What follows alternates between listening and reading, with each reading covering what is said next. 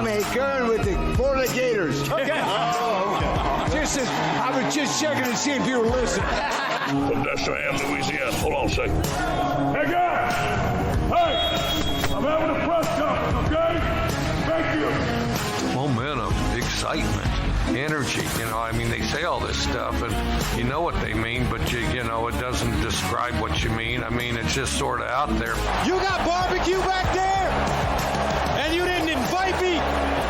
Hurt my feelings. I was just worried about, listening to, all your guys' rap poison.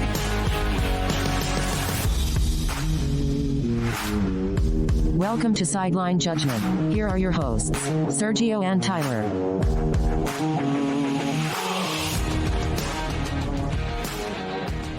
Welcome to Sideline Judgment. My name is Sergio. My name is Tyler. And today, Tyler, we are picking some bowl games, my friend. We are going through every single bowl game with the exception of one, which we'll mention later on, or we won't mention later on. We're going to go through them all. We're going to pick them. I've laid them out in the rundown. We are also going to briefly talk about a few more coaching changes, some open jobs from last week that are now It's filled. slowing down. It's coming to its end. It is. It is coming to its end. Silly season's coming to the end. I don't know, man. We got an iconic silly season this year. I know. So. I just wanted to just keep going. I know. It's okay. We'll have a nice discussion about a team that didn't replace their head coach, but did replace a lot more. So we'll talk about that in a bit. And then we also are going to mention a little bit about recruiting, because today we're recording on Wednesday, December 15th. This is the first of two National Signing Days. This is probably the bigger one because as college football has evolved, we have an early signing day that has basically become the signing day. It's not official. There's still a lot of people that sign in February as per usual and tradition. But the December one. This isn't so much the early signing day as more this signing day, and the normal signing day is late signing day. Exactly. That's a more accurate description of what's happening right now in college football. Right. Letters of intent are sent in today, which means that a lot of programs have filled up most of their spots, especially the big boys. So we'll talk about all of that today. Tyler, let's go ahead and start with silly season. There were 5 hires this past week since our last recording, headlined by Oregon filling their open position because Manny Dia. Great start, Sergio. Great start. Mario Cristobal went from Oregon to Miami.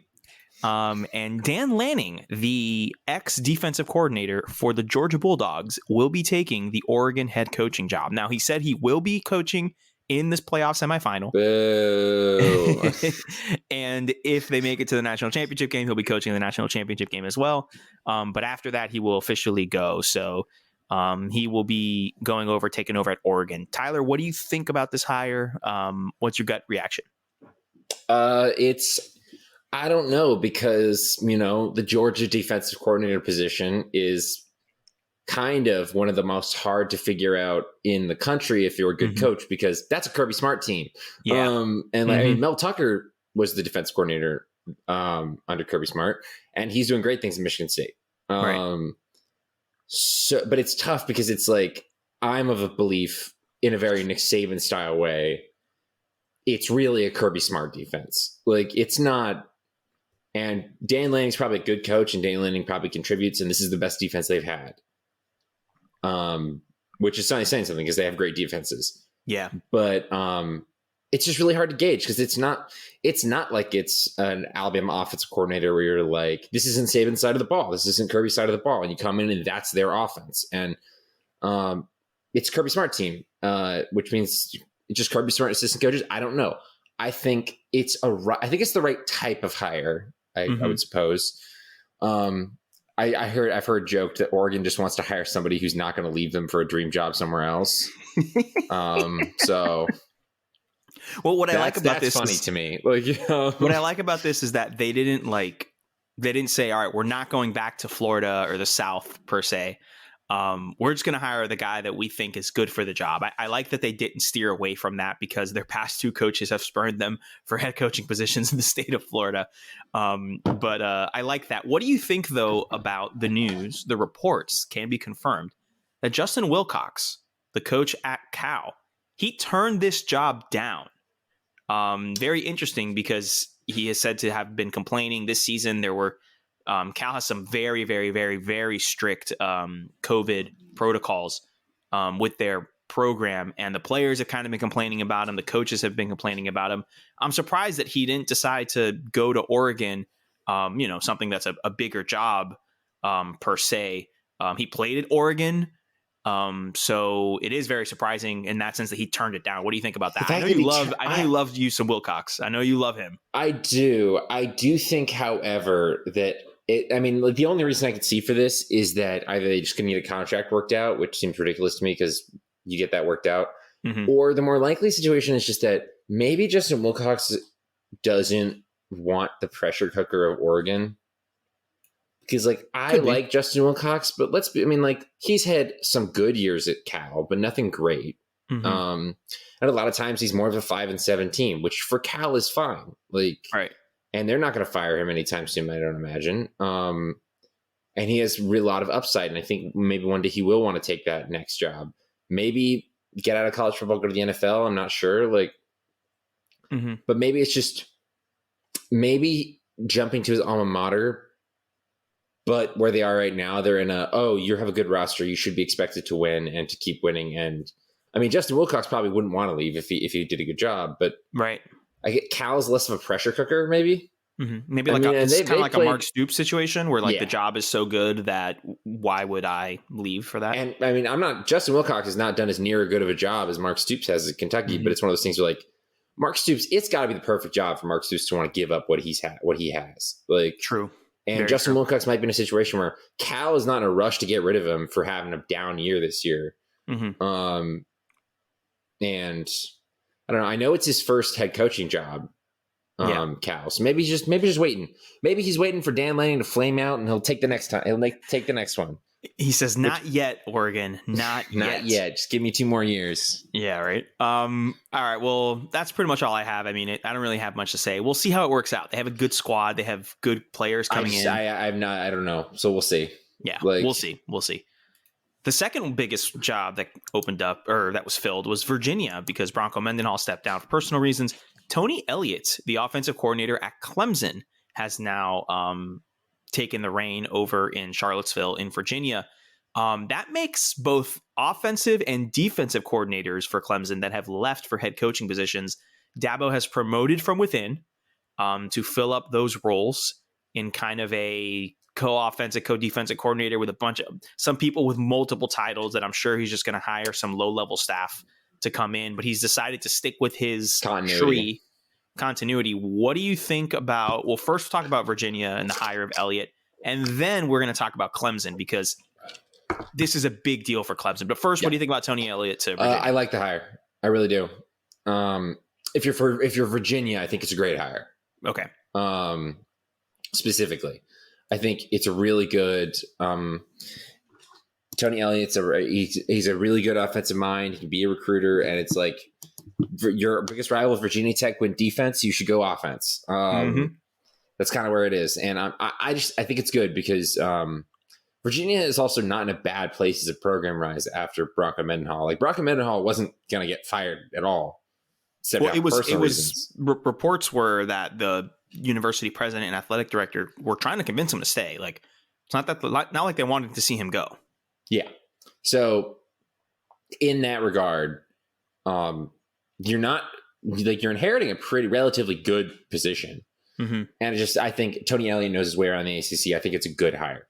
Good. Yeah, me too. That's kind of how I felt. I think it's, if you have to lose Bronco, you got someone that can recruit well, someone with an offensive scheme, and someone that will be willing to do that. There are reports that he really wanted to leave for like a high academic job because of, I guess, what he wants to do recruiting wise or whatever.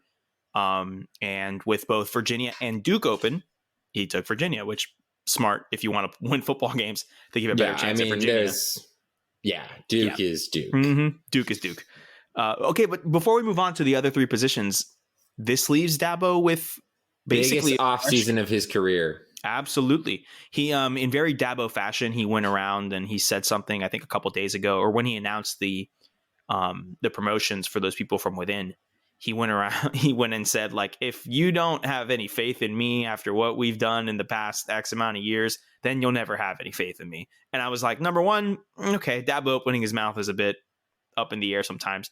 But in this case, I mean, he's right. He's 1,000% right. Like they made the playoffs 7 straight years. They won 2 national titles. They had one of the greatest quarterback runs in like a 5 to 7 year period we've ever seen. Yeah. I mean, he's like what and Clemson, all of this at Clemson, a place that was not at the top of the mountain, and then he beat Nick Saban twice in a national championship game, something that had never happened before. Nick Saban had never lost in a national championship game. On top of that, he gave Urban Meyer his first ever, but not only ever now, shutouts. I had to throw that in there. But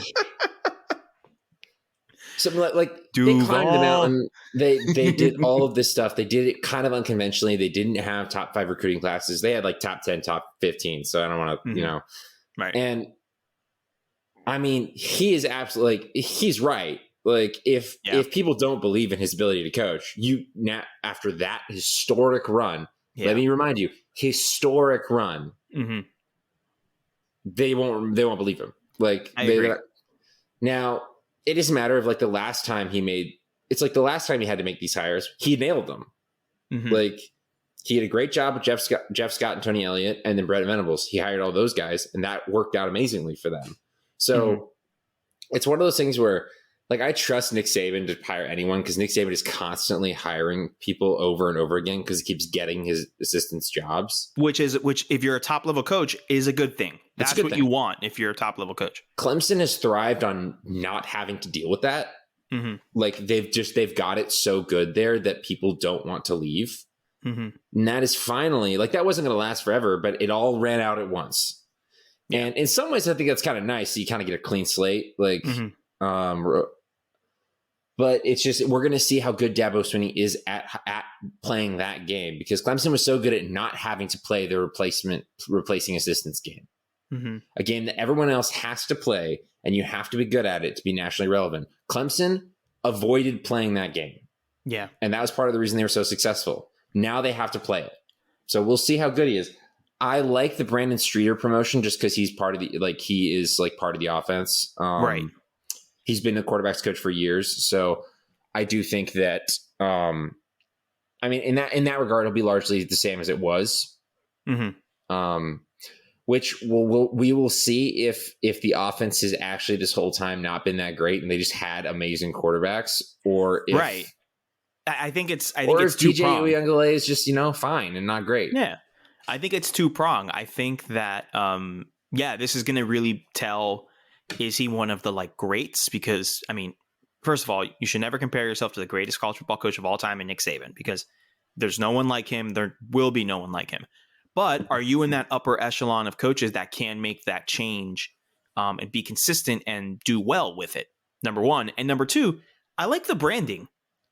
If we remember correctly, if we go back 12 years or so, 11 years or so, Dabo Swinney got this Clemson job because he was promoted from within. So I like the whole thing of like, he's giving someone else a chance, the same chance that he got. Maybe there's another Dabo coming in the works in that sense, and they just need an opportunity to, call plays on offense or defense or whatever. So all we need to know is if there's another Dabo coming in the works, whoever punches them in the face on the sideline, that is the future Florida head coach.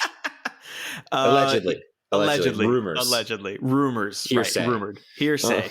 Right. Hearsay. I don't know, man. Hey, look, I saw the movie Safety on Disney Plus, so I know all about Clemson. So the other jobs, autobiographical, yeah. The other jobs that were filled this week, Duke hired Mike Elko, the former Texas A&M defensive coordinator. Nevada hired Ken Wilson, who I have in my notes here. Ken Wilson was the Oregon's inside linebacker coach. That's interesting. He has never been a head coach before, but was on staff at both Washington State and Oregon. He spent 19 years as an assistant coach with Nevada and knows the culture that was created under Chris Alt, with a former coach. So they definitely went for someone who knows the area, someone who knows the program itself, if not recently, but at least has ties to the program. So they went with him. And then FIU went with Mike McIntyre. It doesn't matter who they hire.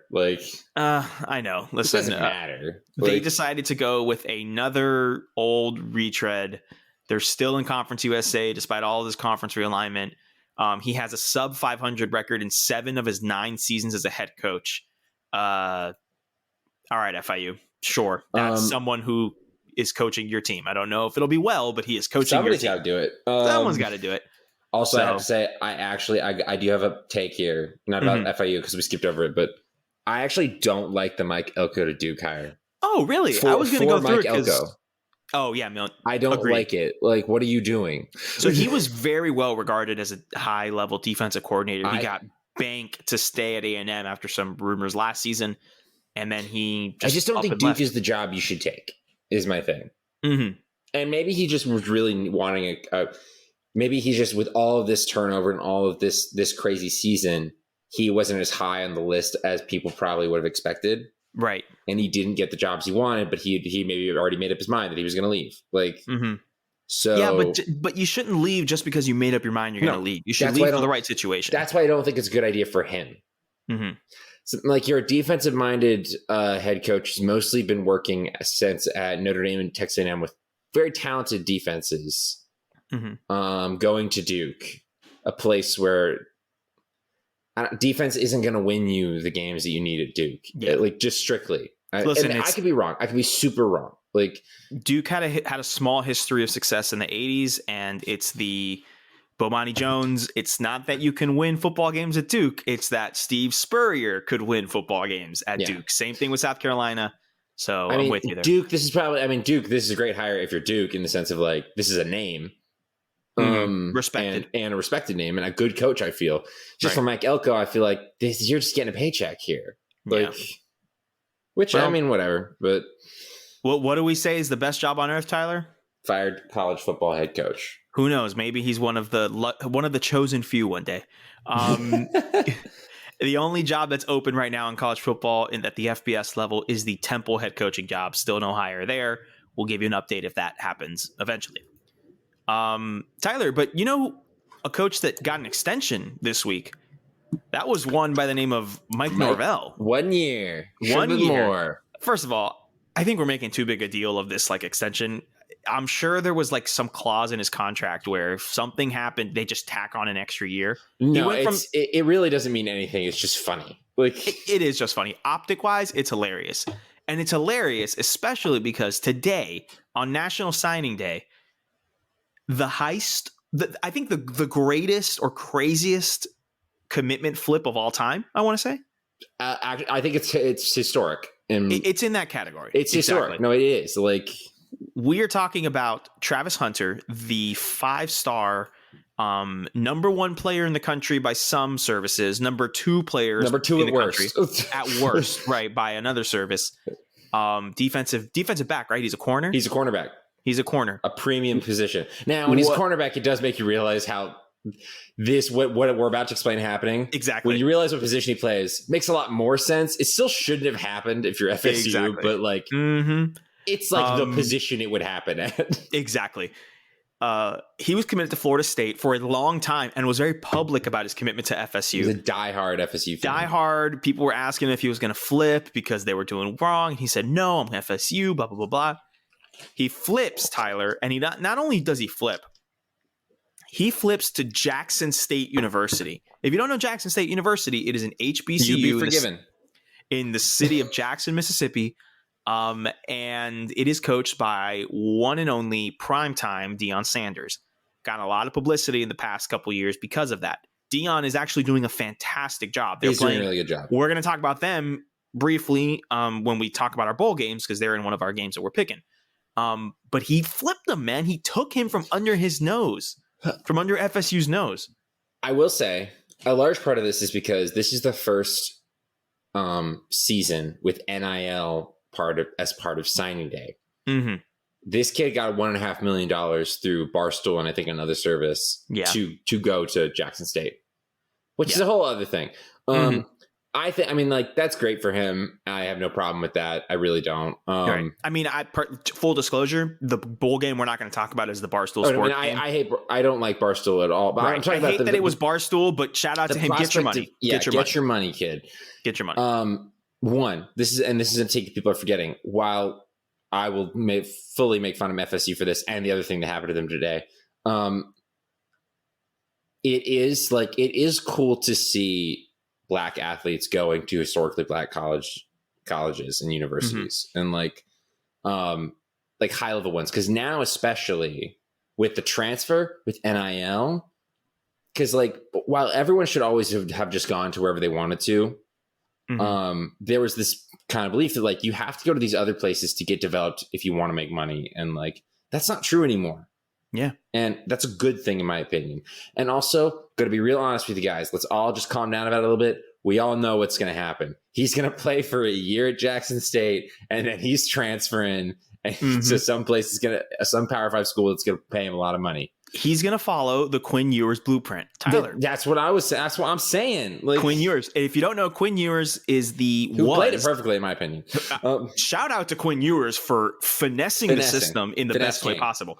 He was the number 1 overall player. The reason that Travis Hunter is the number 1 overall player is because Quinn Ewers, a quarterback out of the state of Texas, was the number 1 overall player in the class of 2022. And then he reclassified to go to 21, enrolled early at Ohio State. And the rumor, these are all rumors, these are all allegedly, my favorite word. Allegedly, Quinn Ewers received $1.25 million in NIL money for going to Ohio State. That room is packed with 5-star quarterbacks. So he didn't play this season. I think he took a red shirt. And with the one-time transfer rule, he transferred out of Ohio State. He's now enrolled at Texas. He's going to be the starting quarterback at Texas, which, by the way, was the school that he was originally committed to. So if in 2-3 years ago you said, hey, Quinn Ewers is going to Texas in 2022, you were correct. Just not the way you thought it was going to happen. No, but just a completely different way than what you thought it would be. Exactly. And the rumor, Tyler, is that he got an upwards of $4 million to go to Texas. Yeah. Ladies and gentlemen, podcasting is a visual medium. Tyler's jaw is on the floor. And I'm not exaggerating. Are you kidding me? Dude, I'm serious. Good for him. Generational wealth right there. Talk about even if he never plays it down in the NFL. Like, exactly. That's what I'm saying. So that's $5.25 million that he has strictly in NIL money. Well, I don't know if strictly in NIL money, but that's just what we know about. That's all we know about. Right. We'll see how much of that money is NIL money, but alas, hey, did you know that now the game has changed to where college players are going to get paid? That was never a thing that happened before. It never happened so before. Hard right now. Got something in my right eye specifically. Yeah. But now players get paid to go places. Yeah, shocking. This just now never happened before. So Travis Hunter, he's following that Quinn Ewers blueprint. And honestly, when Dion jumps for a P5 job, which it might be FSU,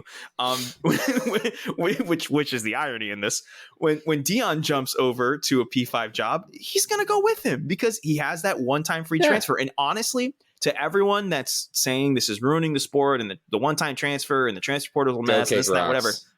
While the transfer portal is a mess, you reap what you sow. If you want college coaches and programs to make all of this money off of unpaid labor, you can't then turn around and say, well, these guys don't deserve to get paid when you're making billions of dollars off of this industry and the players aren't making any actual cash, right? First, it was the increased cost of living, cost of attendance that you could pay them out, right? Now it's NIL. We're moving more and more towards players being paid and getting a small percentage, like super small percentage of the money that is generated off of their labor. So if you don't want these capitalist systems, maybe don't do capitalism. This is the part that you get to, that is, it has to happen. You have to pay the labor. Everybody gets stuck. Yeah, right. Also, hey, guess what? College students should get to do what they want. Like, I'm with you. It's also like just because I'm always like, could you imagine if so? Okay, Sergio, you went to University of Florida for musical theater. You got a musical theater degree. Mm-hmm. Can you imagine if the University of Florida blocked you from being able to go to another school because, like? Well, not to speak ill about the theater department at the University of Florida, but I mean, I may or may not know of a couple instances where the theater department of Florida wasn't too happy with people leaving. I didn't know that. And the theater department didn't allow you to, how do I put this in a way that I won't get sued? The theater department doesn't allow you to take on any work that you could be compensated for within the theatrical world. I think that's the best way I can put it. Okay. My performance point world, I is should that say. like people would get, if that happened with engineers and with doctors, people would be outraged. But because they're athletes, we don't care. Ridiculous. Agreed. College students be able to go to the colleges that they want. And guess what? People are obviously going to waste money on them.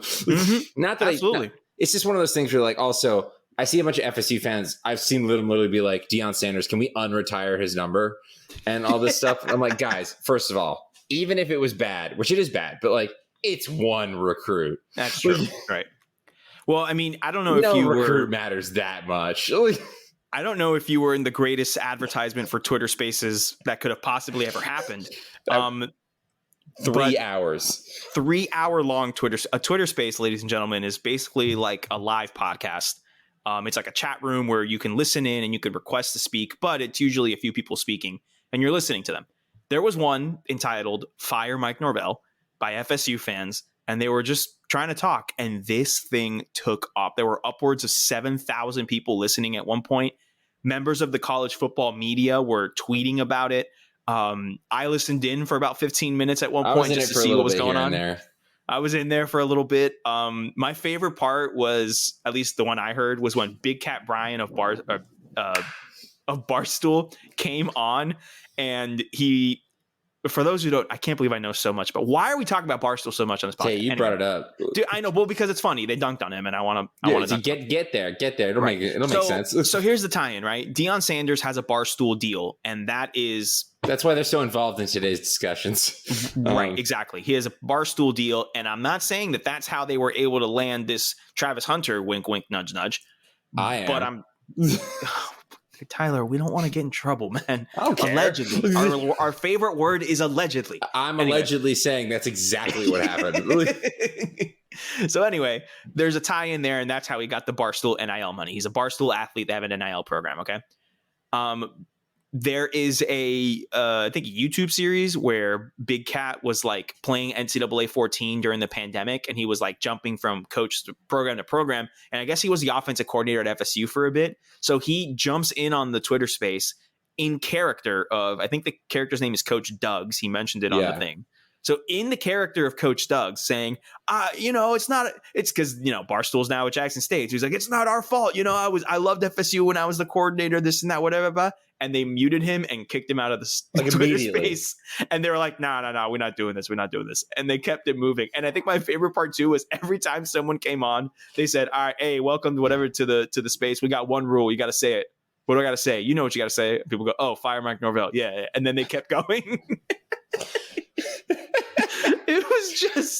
It was incredible. Also, by the way, we didn't mention FSU lost their offensive coordinator today too. He went to Oregon to be with Dan Lanning. Right. It was on signing day. A literal day after that extension. Yeah, a literal day.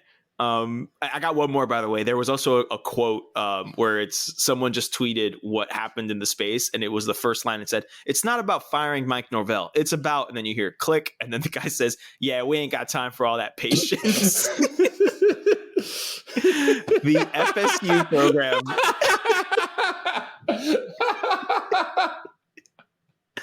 Oh my god! I promise you guys, this isn't just funny because we're Florida fans. Like this is funny. Like, listen, this is Tennessee coaching search levels of hilarious. I mean, okay, that doesn't sound too good coming from a Florida fan. But this is FSU coaching searches levels of funny. This is Lane Kiffin getting fired on the tarmac. This is like iconic levels of college football lore. Okay, this is just fantastic. So that's the biggest thing to come out of signing day. We're not going to talk about the Florida specific stuff because we're not going to do that today. We got a 5-star out of IMG though. We got a 5-star out of IMG. That's never happened before. I will say this. Shout out to friend of the pod. What did we decide his name was now? 1% Bucks fan. There we go. 1% Bucks fan, Tyler Renfro. If he wins it again, he's tax evasion Bucks fan. They win it again. Nice tax evasion. Tax evasion, Bucks fan. I like that a lot. But 1% Bucks fan Tyler Renfro, he said, terrified currency does not produce additional funds. That is how we will be referring to that from now on. It is fantastic. I guess when you win a Super Bowl and enter the 1%, your vocabulthis changes. I guess he can't just say scared money don't make money. He just exudes affluency. Oh my god! Fluid. This is a small tangent, but I promise it's funny.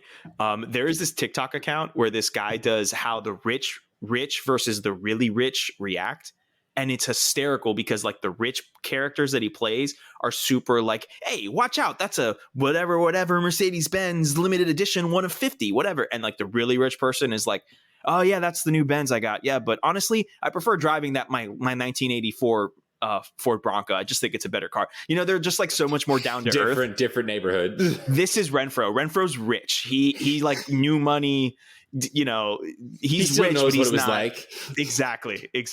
So he's like flaunting it, and I think that's what he did with that message. Tyler, anything else about signing day, or do you want to just go into some picks? Let's get into the bowl game picks. Let's get back to football. I mean, let's get back to the games being played. Although recruiting is like the most essential football thing ever. That's very true. But this is the one part of the game that my current professional head football coach is actually really good at. He's not even getting to do it. Listeners, if you can't tell, it is currently December 15th, 2021, and Urban Meyer is still the head coach of the Jacksonville Jaguars. So I feel some type of way about that. Duval. Oh, man. So usually Duval has like, you put the emphasis when you type it out on a bunch of U's. Mm-hmm. For the extent, I'm just going to add like every L under the Urban Meyer era whenever I type it now. It'll be one U and then just a bunch of L's. Yeah. Oh man, that's funny. All right. Bowl picks. Tyler, I will be creating our ESPN bowl picks pool. Amazing. Once we get off of this recording. I'll probably have dinner and then I'll make it. And I will be tweeting it out on our Sideline Judgment Twitter account tomorrow morning on Thursday. And I will, or this morning, since you're listening to the pod, it'll be up at 7 a.m. this morning. And you can join if you would like.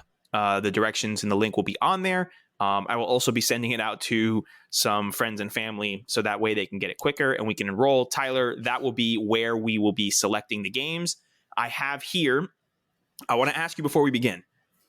I'm not inputting them on the bowl pick'em thing now. Are we sticking by these choices we make today?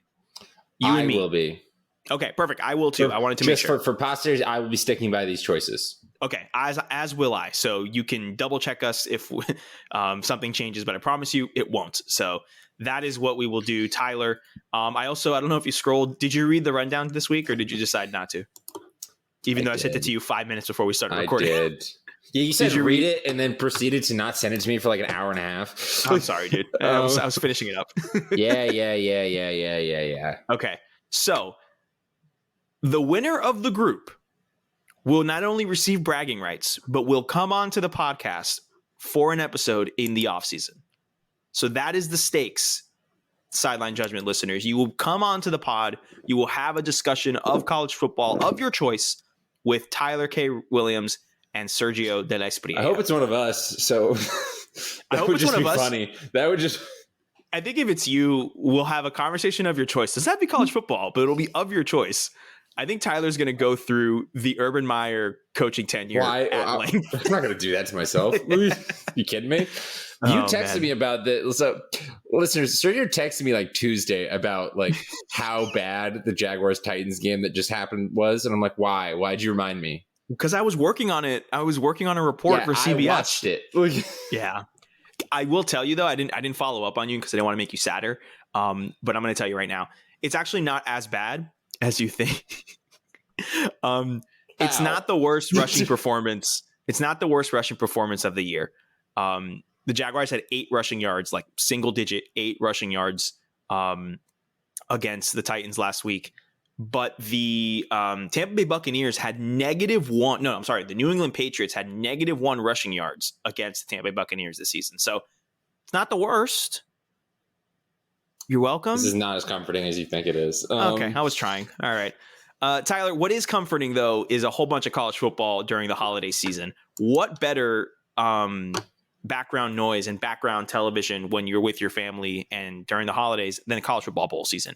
Tyler, we will be going in order, and we will be beginning this Friday, December 17th, the Bahamas Bowl.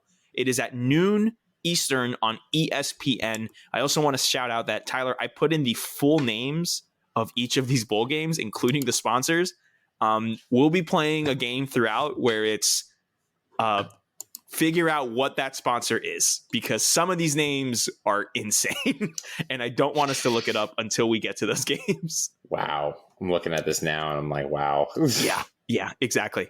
The Bahamas Bowl does not have a sponsor. So the Bahamas Bowl is just the Bahamas Bowl. Noon Eastern, ESPN, Middle Tennessee State versus Toledo. Tyler, who wants to go first? You want to go first? You won the regular season, so I believe you get to choose whether you want me to go first or you want to go first.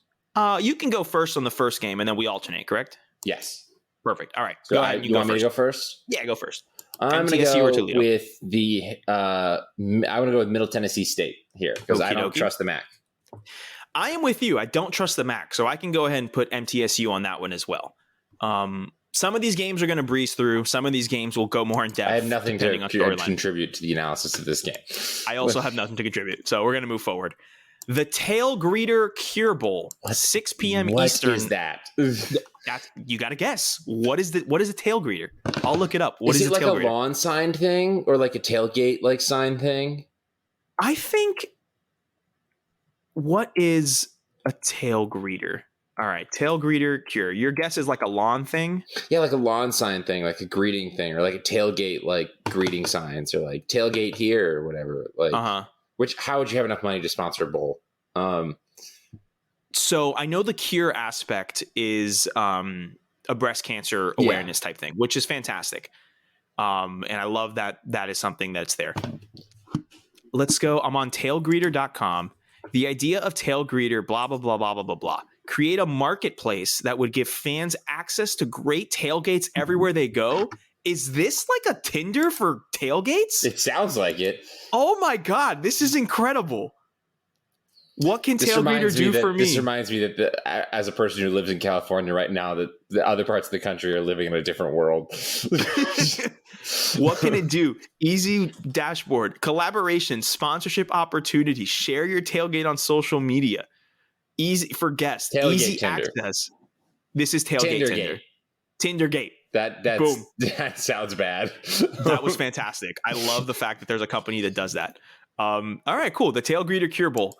Northern Illinois versus Coastal Carolina, 6:00 Eastern on ESPN2.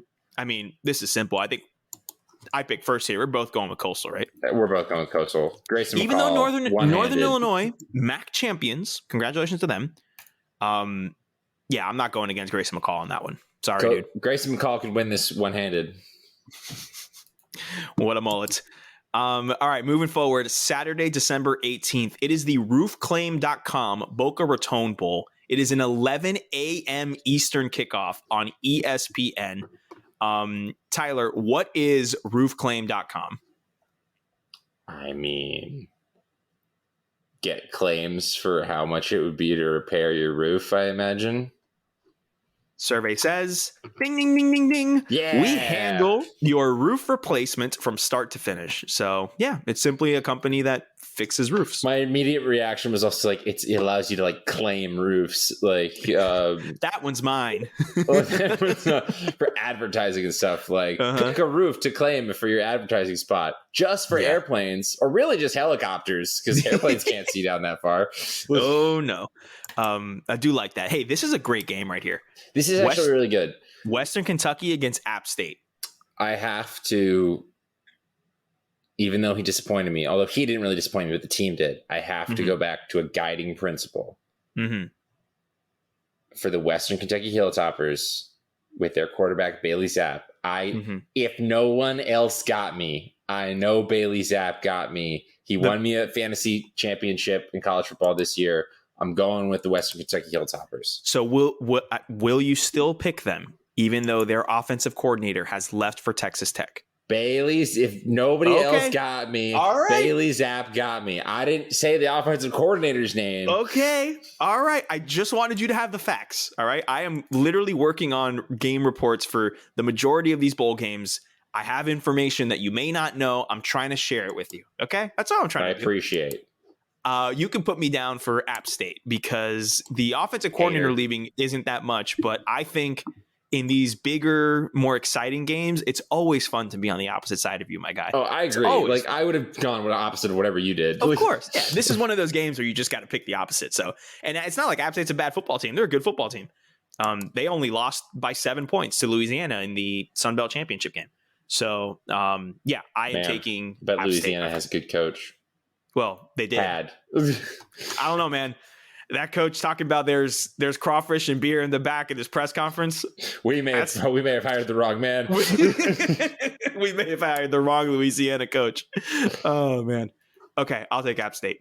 Next up is the Cricket Celebration Bowl. It is a noon kickoff on ABC. We know what Cricket is, Tyler.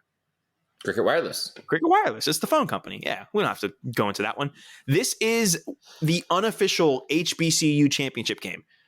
This is by 2 HBCU teams. This game is in Atlanta at Mercedes-Benz Stadium. They sold out Mercedes-Benz Stadium. Really? They added an additional 400 tickets that were standing room, or an additional 1,000 tickets that were standing room only for $40 each. So that's really good, man. I love the fact that a big HBCU game is getting a lot of attention and people are going and tickets are being bought. So I don't know if they sold out the 90,000. I think they may have just covered the top, but still, man, that's a lot of people. That's good for an HBCU postseason game. It is by South Carolina State taking on Jackson State, the aforementioned Jackson State, the ones who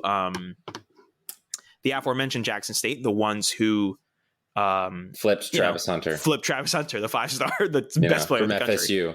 5 stars going to be going to an FCS school. An HBCU, and it was Deion Sanders who was the coach, who was the former FSU player. So don't forget, that's the funny part too. It was a former FSU player that took. Yeah, that's what it was. Like it's not that Deion Sanders was able to flip him from a 5-star program, which is impressive in its own right. So he flipped him from his hometown team. So remember when we said that the talking about that wasn't just because we weren't trying to be Florida fans that were harping on the situation. We just did that. That was solely for harping on FSU. Oh yeah, for sure. Absolutely. Tyler, you pick first, or I pick first. You pick first. I will be taking Jackson State. I have not watched as much FCS football this season as I would like to. But I did watch a couple Jackson State games earlier in the year. And I think I'm just going to have to go with the big name brand here and take Jackson State. For the sake of being different, will go South Carolina State, because I want to see. I want to have some stakes in this game. I want to watch it and be like, yeah, feel something. Feel something. There you go. Not just laugh. Right? We're still on Saturday, December 18th. It is the PUBG Mobile New Mexico Bowl. It is a 2:15 Eastern kickoff on ESPN. Why is your hand? A video game is sponsoring this bowl game. I was going to say, yes, a video game. So for those who don't know what PUBG is like Fortnite, but more grown up. So Fortnite is more animated and a lot of kids are on there. Clear. Well, no, it's because it's like animated. You build stuff, whatever. PUBG is like a Call of Duty style. Like it's more gory. The weapons are more realistic and that kind of set. So PUBG Same mobile, basic premise though. Right. It is a battle royale game, if you would. But it's not just PUBG. It is PUBG Mobile. So the mobile app version. They had to throw that distinction in there. Well, they're two different games. Only for the phone users. Only for the phone users. You can play this game while watching the football. No, I'm playing. PUBG Mobile New Mexico Bowl, 2:15 Eastern kickoff on ESPN. UTEP versus Fresno State. Tyler, who do you got? Fresno State is without their coach. And okay, so they do get Jake Haener back, which is great, but I didn't want to see Jake Haener at Washington, where he was rumored to be transferring to, because that's where his coach went. However, Washington got Michael Penix Jr. Big fan of that if he can stay healthy. Agreed. All of this to say, I'm taking the Roadrunners meet. Okay. Well, you are confusing your Roadrunners. I'm so confused. Never mind. Because the UTEP's the Miners. Sorry, I forgot. Exactly. UTEP is the Miners. UTSA are the Roadrunners. Horrible, Tyler. Especially after UTSA season this year. Come on, man. I am going to stick with it though, just because Fresno State's without a coach. Perfect.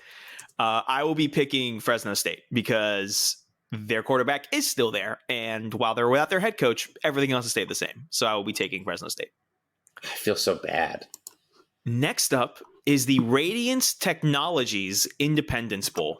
3:30 Eastern kickoff on ABC. UAB is taking on BYU. Before we pick the games, Tyler, what in the world is Radiance Technologies? That sounds like a company that would make a particle accelerator in a science fiction movie, and everybody likes them, and it turns out they secretly are trying to destroy the world or something like that. So I think Radiance Technologies sounds like the company that Doc would have created in Back to the Future if it was 20 years in the future to create the flux capacitor. Yeah. That's what it would be. In my opinion, that's what I would think. Yeah, I think we're on similar wavelengths here. We are. Similar wavelengths. All right, I've clicked it. Is this a tank? Is it a weapons company? I don't think it's... No. Okay. Radiance Technologies. Who we are, I don't know. Let's do what we do. Capability. Oh, this is a... Yep. Yeah, this is a weapons company.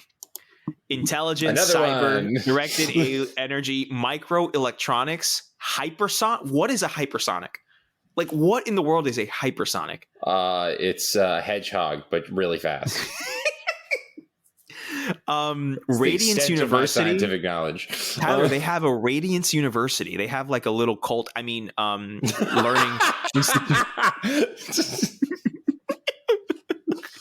No. Oh boy. Anyway, cool. Hey, but their tagline is 100% employee owned.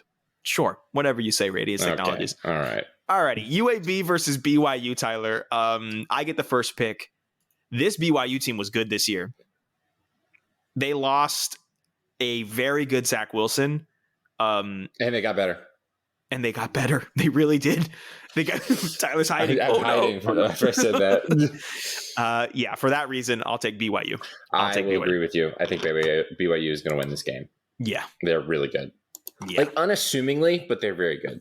Mm-hmm. For sure. All right, next up is the Lendingtree Bowl. It is a 5:45 Eastern kickoff on ESPN. This is a jam-packed Saturday this week. Eastern Michigan taking on Liberty. But before we do that, Tyler, what is Lendingtree? Is it a loan company? That's what I think. Tree? I am typing it in right now. Lendingtree, Google is doing its job. Is an online lending marketplace headquartered in the United States. Borrowers, loan operations. Yeah, it's a mortgage company. It is a mortgage. I'm going to extend that excellent pick that I just made to the team that I will be picking, which will be Eastern Michigan. Because are you I'm sure not picking about Liberty? That? Oh man, listen, I did the game notes for this game last week. I'm not going to say Eastern Michigan might be the worst bowl team of all time, but this team's pretty bad, my guy. I don't know how they got to 6 games. I'm not going to lie. I will not be picking Liberty. I also have morals. You do not have to agree with me. If you want to win this, I fully understand. No, I have morals. Give me Eastern Michigan as well. I'm not gonna pick Liberty. Listen. If we don't talk about that one company that we've talked about way too much already on this episode, we're not going to do it with Liberty. All right. I have morals. Next up is it might be the best. I was at the stadium this game is going to be played at, and I might go to it. Tyler, it is the Jimmy Kimmel LA Bowl. Let me say that again. This game is sponsored by Jimmy Kimmel, Jimmy Kimmel, human being with a late night talk show. The Jimmy Kimmel Bowl, the Jimmy Kimmel LA Bowl. But not only, Tyler, is it the Jimmy Kimmel Bowl, it is also presented by Stifle. Now that I have no clue what that is. We know who Jimmy Kimmel is. What in the world is Stifle? Is it an NFT company? I'll lose my mind. Okay, you're going to go NFT. More Los Angeles than it be like an NFT company. Are we wrapping in? Is NFT considered a crypto company? Because I was going to say crypto. Yes, I would say yes. It's the same type of money's already fake, and that's the faker version of money. Yes, right. Money already doesn't exist. Cryptocurrency is like if you took a bit and turned it into SNL. Like that's what that is. All right, Stifle. Spell it for me. We're both going crypto. STIFEL. FTL. Oh boy. STIFEL. Okay. Stifle. There's an office in Miami. Oh, no. Stifle Financial Corporation is an American multinational independent investment bank and financial services company created under its present name in 83 and listed on the stock exchange in 86. Okay, that doesn't leave us out of that. Hold on. It's a bank, and it gives out loans. Let me see the website. Manage your financial life. Third quarter financial results. Saving for retirement. Okay, it's an investment firm. Okay. I'm not going to go crypto. I'm not going to give us the point on that one. Right. No, I'm not either. They probably dabble in crypto. Yeah, but I don't think it's not a cryptocurrency thing. Correct. Yes, correct. All right. Okay. You go first on this one, I believe. Anyway, all right. So this game is 7:30 Eastern on ABC. It's in an amazing stadium. Is it good? Did you enjoy it? The Rams Stadium. SoFi is incredible. You've got to come to a game. Okay. We'll have to come. Maybe I'll come to next year's. Whenever the Dolphins come to play either the Chargers or the Rams, your butt needs to be out here. Okay. I'm gonna try to head out there. Maybe we have to time it where we can go to a Rose Bowl game on Saturday and then a football game on Sunday. That'd be fun. That'd be good. I don't know. Maybe I'll go to next year's Jimmy Kimmel LA Bowl presented by Stifle. The game is Utah State versus Oregon State, which, by the way, a sleeper of a football game. This is a good football game. This is a very good football game. I worked on the notes on this one, and it's Utah State, man. Their coach is in their first year. His name is escaping me. Did a really good job. Won the Mountain West. And Oregon State was quite literally a game away from playing in the Pac-12 title game. I texted you when I was working on this game that Jonathan Smith is looking really good. It looks like it's coming on the up. They have a good offense. It was Blake Anderson. It's the former Arkansas State head coach. There you go. Exactly. Yeah, he's Blake really Anderson. Good. He is a good Jonathan coach. Smith should have gotten the Washington job. You did text me that in the moment. I do remember that now. I feel very strongly about this. You know what? I'm going to go Oregon State. I liked their offense. Listen, Blake Anderson, correct me if I'm wrong, and I don't mean to be insensitive if I am wrong, but isn't this the coach whose wife died of breast cancer last year? And then the Georgia fans did mostly just because they just needed a change of scenery. Yeah, which I completely understand. And look, man, it's good on him. They won the conference in their first year. It looks like they're the team on the rise in the Mountain West. So good for them. But on the football field, I'm also going Oregon State because I think I like Jonathan Smith as a coach a lot. Okay, good. Moving forward, the last game on Saturday, the R&L Carriers New Orleans Bowl, 9:15 Eastern on ESPN.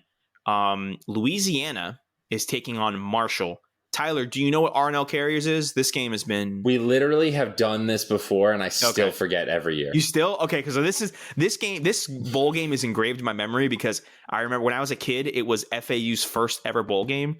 And I remember watching the game and watching them win the game with Rusty Smith at quarterback and Howard Schellenberger, and they put him up on his shoulder. It was a great moment in our house. It was a appointment viewing. But the R&L Carriers Bowl has always stuck in my brain because of that. So I know that this is a shipping company. I figured it was like a barge company because just sounds like it. They own a bunch of 18-wheelers and they send stuff around the country. So gotcha. That's really Okay. What it is. Louisiana taking on Marshall. You go first on this one, Tyler. Even though they don't have Billy Napier and most of the coaching staff, I'm going to go with Louisiana because Levi Lewis deserves to go out on top. Number one, yes, that's what I was going to say. I'll also take Louisiana. But also number two, Tyler, is the fact that one of the selling points for Billy Napier to Florida is that he created a culture at Louisiana. I think that culture, they promoted from within for the next coach. I think that culture is going to stay, and it's going to be a testament to Billy Napier's legacy. And for that reason, I don't think they lose a bowl game to Marshall just because of that, because their coach left. I think that they're strong enough and the culture is good enough there that they'll win this football game. So, Tyler, we have one game next Monday, December 20th, and it is the Myrtle Beach Bowl presented by Tax Act. It is a 2:30 kickoff on Eastern on ESPN. It is Old Dominion taking on Tulsa. This is one of those in the background while I do work games. And I'm going to assume Tax Act. I think we know what that is. I think we know what that does. I mean, I'm pretty sure. You want to look it up anyway? Yeah, just in case. Tax Act, by the way, is on this rundown multiple times. Are you serious? I think they're presenting like 3 bowl games. Good for them, I guess. Keep in mind, I don't know. There was a lot of football games this bowl season, so let's just check. Yes, sir, indeed. File your taxes online with Tax Act. So You know what it is. You go first. I go first. Oh, man.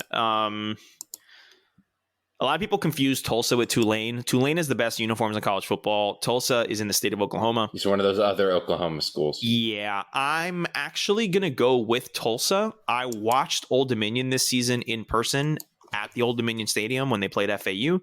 And I think that they were not that good of a team. FAU had a horrible day that day and lost. But yeah, I'm going to go with Tulsa. I did the homework. I did the notes on this game too. Offensively, they look a little bit better than Old Dominion did. So I'll take Tulsa. I genuinely don't know anything about these two teams, so I'll take Old Dominion. Okay. Honestly, I don't know. Moving forward to Tuesday, December 21st, the famous Idaho Potato Bowl. It is a 3:30 Eastern kickoff on ESPN. Kent State taking on Wyoming. Tyler, we know what famous Idaho potatoes are. So I always think it's funny because I know famous Idaho Potatoes is the company. Yes. But I always just want to believe that they just added the adjective famous like just for the bowl. Like this bowl is famous because this is the one that happens at Boise State's field. Yes, it does. It happens in Boise State's field. And they dump French fries on you if you win. They do dump a bucket of French fries. We should play in this bowl game. Yeah, I wouldn't mind it. Screw the Beach Bowl. Yeah, let's do this one. This should be the goal. If you can't make the playoff, you should make this bowl game. Well, better to get French fries dumped on you than some other things, but we'll get to that later on. Tyler, you pick first. Kent State or Wyoming? I'm going to go with Kent State. I like their coach. But again, I haven't watched much of these teams this year, so it is kind of just an out of the limb thing. But I'm going to go with Kent State. Same. I know Kent State has a really good offense, so it should be high scoring. I'll go with Wyoming to be different because I don't know if we said this already, but yes, the winner of this bowl pick'em tournament gets to come on the pod and talk about whatever they want for during the offseason for an episode. But between you and me, the winner gets to put this in their Twitter bio. And I have purposely not put our season-long picks competition in my Twitter bio because I'm planning on doing them both at the same time, my friend. Yeah. That's big. Oh, yeah. That is big. So I do want to go against you. Don't have to win it. You just have to do better than me. I just have to do better than you. Exactly. So I'll pick Wyoming. Also on Tuesday, December 21st, the Tropical Smoothie Cafe Frisco Bowl, a 7:30 Eastern kickoff on ESPN. This is where your UTSA Roadrunners, meep, are taking on San Diego State. This is going to be quite a fun game, in my opinion. We know what Tropical Smoothie Cafe is, right? I'm very aware. Okay, cool. Smoothie place. Painfully open 24 hours. Yeah. There was one in Gainesville on Archer that people would go to late at night when they needed to study. Finals week, that thing was packed at like 2 a.m. Like it was insane. There's one around the street from my high school. Really? Yeah. Are they all open 24 hours or was just the one on Archer? That one wasn't, but it was a very popular place for after school studying when you had a car. So like it was packed pretty often. Okay. Makes sense. I get to pick here, right? You pick first, yes. Meep. Get them Roadrunners, baby. Jeff Traylor and those Roadrunners. I agree completely. Thank you. Meep. Conference USA champions. Yeah, I mean. Alrighty. Moving forward. Wednesday, December 22nd, there is one game on. The Lockheed Martin Armed Forces Bowl. It is an 8 o'clock kickoff on ESPN between Missouri and Army. Weapons Company. Yay. Weapons so happy. Woohoo. Awesome. Tyler, you pick first. You want Missouri or do you want Army? I'm not going against the troops. Okay, we can't openly bash weapons companies and then you'd be like, I'm not going against the troops. I'll bash capitalist weapons companies all I want. I support the troops. No, I mean, I support the players. Okay, yeah. I'm going to plead the fifth on that. I'll be real here. I'll be super real here. I think Missouri's not that good. So Missouri has one player, Batty, who's the runner. Jeez, what am I talking? He's a running back. Beatty. I know. I did the notes on that last week, and I was like, Batty? Okay. I accidentally put 2 Ds, and then I went back and went, oh, no, shoot, it's 1 D. So, yeah. So Beatty is one of the best running backs in the country and the best running back in the SEC this past season. So they do have a run game. What this tells me, Tyler, is if the Hard Rock Sportsbook was still open, which, moment of silence, Tyler. Have some respect, please. Jeez. Okay, thank you very much. Good Lord, so disrespectful. I had to mute myself for a moment. Support the gambling troops, Tyler. I just think Missouri's bad. I know. No, I would have taken the under on this one because you got a really good running back and then you got a triple option team on the other side. All of that to say, I will be taking Army as well. I think they're a better football team. Well, that's the thing. If Missouri's going to win this, they're going to win it by using Tyler Beatty, but the thing is they're facing a team that runs the ball better than almost anyone else in the country. So they're the second best running team in the country. Army is. And actually, Tyler, and you know what's great? This year, they're a double-faceted triple option team. Did you know that their 1,123 passing yards this season are the most in school history since 2007? I did not know that. I worked on that on Friday, and that's why it's fresh in my head.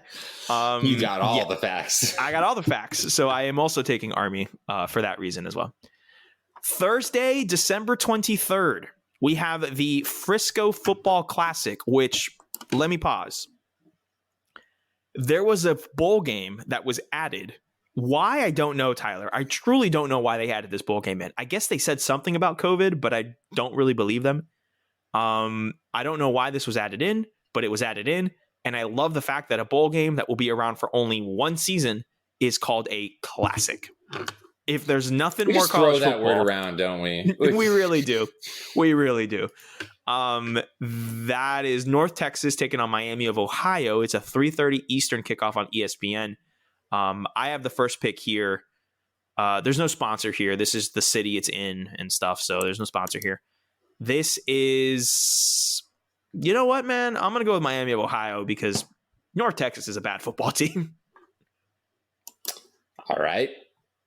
I will counter and say North Texas. I'll counter and say North Texas because you will expect me to believe that the worst Miami is a good football team. No, I don't. But this is a MAC team against a bad Conference USA team. Ohio's an overrated state anyway. Oh, you said it, not me, but I feel the same way. I know apparently that because I know a lot of people that are from Ohio. That's gonna freaking put me in the ground, but I said it. Casey Smucker specifically, come fight me. Yeah. Tyler, the real game that day is the Union Home Mortgage Gasparilla Bowl. It is a 7:00 Eastern kickoff on ESPN. Speaking of trash states. And it's we can say that because we're Floridians. We're Floridians. It is between UCF and our beloved Florida Gators. I would like to let you know and inform you, Tyler, that I will be in attendance at this football game. Good for you. I have the tickets. I have the assets. I will not. I will be there with a bunch of UCF people, including my girlfriend Alexa and her friend Phil, who we love dearly, and a bunch of other UCF people. I won't be watching the Frisco Football Classic because I'll be tailgating for the Gasparilla Bowl. The Gasparilla Bowl, which, by the way, is sold out. So that's crazy. I mean, it makes sense, but that's crazy. Like, great job there. I'm assuming we're both going to pick Florida here. We're not going to go against. I do have just one thing to say about it, though. Yes. Wait, can I pause? We all know that Union Home Gasparilla it's a mortgage company. Yeah, I mean that's pretty figured. All right, go ahead. Continue. The word mortgage is in the name. Just wanted to let you know. So. If Anthony Richardson was playing in this game, which he won't be because he had an injury that he had during the season and he worsened in the FSU game, which a meniscus injury should be fine for next season, but he's not going to be playing in the bowl game. Correct. It's actually refreshing. He posted about it on Instagram, casually, commented in like one of those like this is what happened. So by the way, and it wasn't just like on his Instagram or like the official Florida one. It was like a random like Gators account talking about it, and then he just commented it. I love that, man. I love it. Love that, man. So if he'll be fine for next season, if he was playing, I'd feel slam dunk Florida's going to win this game. In my opinion, because again. If UCF had Dylan Gabriel, I would probably pick them, even though I'm a Florida fan, because that's Dylan Gabriel. No, you won't. You'll say that they're going to win, but still pick Florida because you're a man of dignity. Okay, that's fair. That's accurate. But my point is that this is not the same team with Dylan Gabriel in it, in my opinion. So both teams are missing their best quarterbacks. So I will pick Florida. and I don't feel super good about it. I'm not confident at all. I'm not confident at all, but I cannot, like, unless it was super obvious, I'm going to pick Florida. Unless it was super obvious. Unless it was 2017 UCF Florida, I'm picking Florida. Listen, the goal is, and before you get aggregated there, if it was 2017 UCF against 2021 Florida, I love the 2017 UCF team. Let's calm down because you wanted to play in 2018. I'm going to leave that at that. I will say one thing, though. Mikey, his name is Mikey Anderson or something. I don't know. The guy who stepped up for UCF at quarterback. Pretty good. True freshman. Not good as Dylan Gabriel.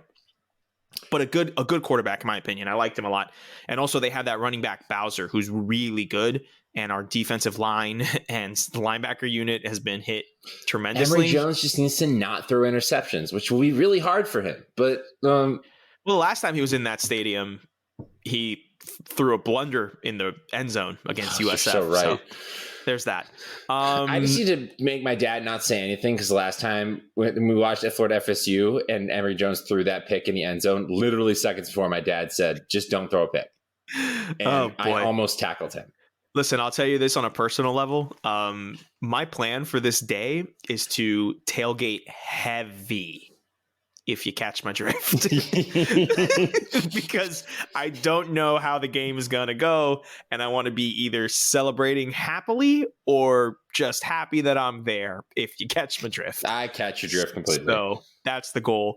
Alexa and I are also making like a short trip out of it. We're going up on the night before, and we're going to stay there and then come back Christmas Eve morning. So it'll be nice for us to get one-on-one time over there and stuff. So I'm actually really enjoying going to the game, not just because I'm seeing the Gators, but because I get to spend time with, someone I have an emotional attachment who has an emotional attachment to UCF. So, I'm also going to crash Ryan Urquhart's, a friend of the pod, Ryan Urquhart's tailgate, and a friend of the pod, Kelvy Alter. They'll be tailgating. Them. So I'm going to be able to see them that day too. I got to go see my Gator people. I'm going to be in a crowd at UCF. Yeah. I'm sitting with UCF fans and stuff. Like, I got to be able to go see my peeps. You know what I mean? Absolutely. Alrighty. Next up is on Christmas Eve, Friday, December 24th, or as Tyler and I, who are Hispanic, Christmas. That is Christmas as well. It is the East Coast Hawaii Bowl, 8:00 Eastern on ESPN in the middle of Noche Buena. We have Memphis taking on Hawaii. Tyler, East Post. What are we thinking here? What is this? What is the sponsor? I think it's a postal service, like a lesser known, like a UPS, like a UPS thing, or like FedEx. I'm gonna go. Let's check East Post. East Post Spire. Okay, that's like a park. It's a park. I'm gonna help you. I'm gonna also look it up. Okay, East Post. Is it Easy Post or East Post? Did I do you a typo? typed in East Post, and it's Easy Post, isn't it? Okay. Because that looks like a software company. So I was super wrong. Okay. Well, okay, Easy Post. You see, it had a cardinal direction in it, which made me think it was mail, like post office. You said Easy Post. I'm like, yeah, that sounds like a website thing. It did. It is a website. Oh, excuse me, getting a call. Yes, it is Easy Post. My apologies. And it is a software company. Okay, cool. I went first on Florida, so no, you went first on Florida, right? I did. Okay, do you can go first on the next one. We were both going to pick Florida anyway, so you go first, and then we'll. I'll go. So I'll go first here. Yeah, and then we'll just go back and forth because we're both going to pick Florida anyway. So yeah, I'm going to pick Memphis because even though Memphis is flying all the way out there and Hawaii's the hometown team, I don't trust them this year. I agree with that sentiment, but for competition reasons, I will be taking Hawaii. I love just to have some fun. I want to have it's going to be on in the background on Christmas Eve. I want to be able to have it on. You know what I mean? Yeah. All right. Oh my God, you were right. And then and then we have on Christmas Day the Tax Act Camellia Bowl, 2:30 Eastern on ESPN. This is Tax Act mention number 2, ladies and gentlemen.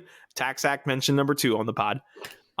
Georgia State taking on Ball State. I'm going first.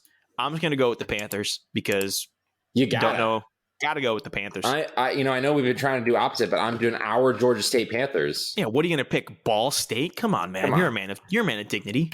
You know better. I could say so many terrible things right now as jokes, and I'm not going to. Good. I'm going to move this on. She said Ball State is a university that just opens itself up to be making fun of. They actually have a really good musical theater program. I can believe that. I almost applied. Like, not even joking. I considered it. Then I realized I'd have to go live in Kentucky. Ohio? So Kentucky, even worse. Northern Kentucky, Southern Ohio, that kind of area. No football games on the 26th. That is a Sunday that is reserved for the NFL. They are smart.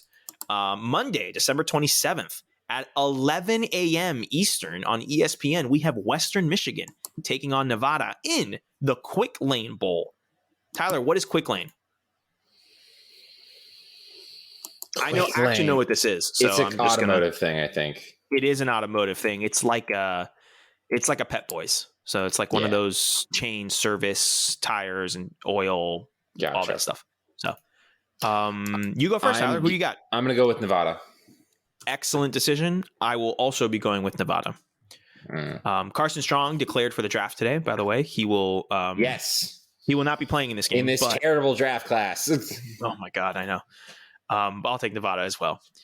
All right, Tyler, we have the Military Bowl on Monday, December 27th as well. It is a 2:30 Eastern on ESPN game, and it is presented by Peraton. What is Peraton? I have no idea.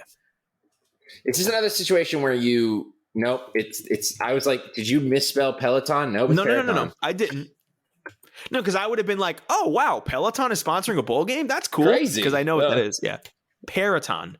Before I Google it, what's your guess? It's a knockoff Peloton. Well, given that it's the Military Bowl, I'm going to go with maybe another weapons company. Oh, yeah, that's probably smarter. We're going to find out. Peraton is a privately held American technology company formed in 2017. Privately held. Special. Here we go. Specializes in space, intelligence, cyber defense, homeland security, and health. Tyler, you know what their tagline is? What? And it doesn't make sense. It's do the can't be done. Isn't it do what can't be done? It should be, but it's do the can't be done. People need, I know weird, people who obviously believe this, people need to take more like arts classes, like in humanities. Yeah. Oh, you definitely need to. We protect and promote freedom around the world. No. I just vomited in my mouth. Oh my God. And we're going to prove it to you by sponsoring a college football game. Oh, Boston College takes on East Carolina in this game. Tyler, I pick first. You go first. I'm going to shock you. I'm going to go with East Carolina. They have had a successful season. I think they won 7 or 8 games this year. Boston College went 6-6. I love their coach. I love Phil Dracovic, but they're a team that didn't play a bowl game last season because they were just so tired of the COVID stuff, which is fine. That's their prerogative. But I like Eastern Carolina. They've been so bad for so long. I think that these guys are going to get up for it. It is a literal Monday at 2:30 in the afternoon. Where is this bowl game being played? It's probably Annapolis. Probably, I think Military Bowl 2021. This game is taking place in Annapolis. Yeah, at the Navy Stadium. So yeah, I'll take that. I'll be going Boston College because you just gave me a layup there. So very smart. Yep. But this is one of those like guts, like, hey, I hope this works out. I know Boston College is the better team overall, but I just one of these postseason 2 days after Christmas, that kind of thing. You know what I mean? Tuesday, December 28th, we have the Ticket Smarter Birmingham Bowl at noon Eastern on ESPN. Ticket Smarter, we're going to go with the ticket company. Am I right? Yeah. Okay. I pick first here. You do. And it is what, actually, Houston and who? Houston and Auburn. This is a good game. It's actually tough for me because like Houston is better now, but it's also Auburn. And it could it's one of those situations where like Houston's better at their level and they could easily just get smacked by Auburn. Now, Auburn's going to be playing TJ Finley because they don't have Bo Nix for. I don't think if we discussed that on the pod. We did not. We haven't talked about Bo I Nix was is transferring. hoping to do. I was going to tell you after the episode, but I'll just tell you here. I was hoping to do like a off-season biggest transfers episode where we talk about the transfers that go. We would and definitely spend do time. that. Because I think Bo Nix leaving Auburn, given all of his history and his never having lost to Nick Saban, I think it deserves specifically Nick Saban. I think it deserves 20 minutes. I do. It also is worth on this subject of transfers. It is reported that Florida quarterback Emery Jones plans to enter the NCAA transfer portal. He does plan to play in the Hbcu Bowl. Okay, that's good because that means that he's going to want to do well. Yeah, because he's going to have a platform on national TV to be okay. Do you want to know how I found this out? How did you found Give this me out? a guess. I'm looking at Twitter and give me a guess as to who I scrolled across on Twitter to discover this. Let me guess. A man by the name of Daquan Hadley, known as Day Day. Oh yeah, the very same. Wait, can I guess that he quote tweeted something and said something along the lines of, "This man should not be playing football." No, right? He said in all caps, "OMG, this day keeps getting better."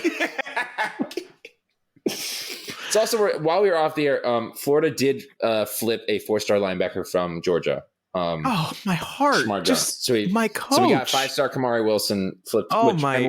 Yeah. Terrified currency does not produce additional funds. Okay, back to picking the games. We gotta get through this. We gotta get through this. You going Auburn or you going Houston? I'm gonna go Houston. Man, I really want to pick Auburn for like the competition aspect, but it's a good game. This is a good game, and I'm with you, man. I think I gotta go Houston. And okay. Tanks Bigsby, by the way, entered the transfer portal and then came out of the transfer portal and is coming back to Auburn, by the way. I'm about to say, I understand letting Bo Nix leave. I mean, I wouldn't do it because he was actually fine he was good this year. I would do it. But I'm like, under no circumstances can you allow Tank Bigsby to leave your program. Tank Bigsby is an NFL running back. That's letting Tank Bigsby leave your program is almost as bad as not playing Damian Pierce. Anyway, moving forward, we have the Surf Pro, and I went back and yelled it because it's in all caps, and it had to be in all caps. So we have the Surf Pro First Responders Bowl. It is a 3:15 Eastern kickoff on ESPN. It is Air Force and Louisville. Tyler, I'm almost positive that Surf Pro is going to be some kind of weapons company, right? I'm like 99% sure. Okay. Go ahead and look it up. I'm typing in Surf Pro. I'm typing it in lowercase. That's why I didn't yell it. You go first on this one. It's not. It is Surf Pro is a franchiser of fire and water cleanup and restoration franchises in the United States and Canada. Headquartered in Tennessee. Okay. All right.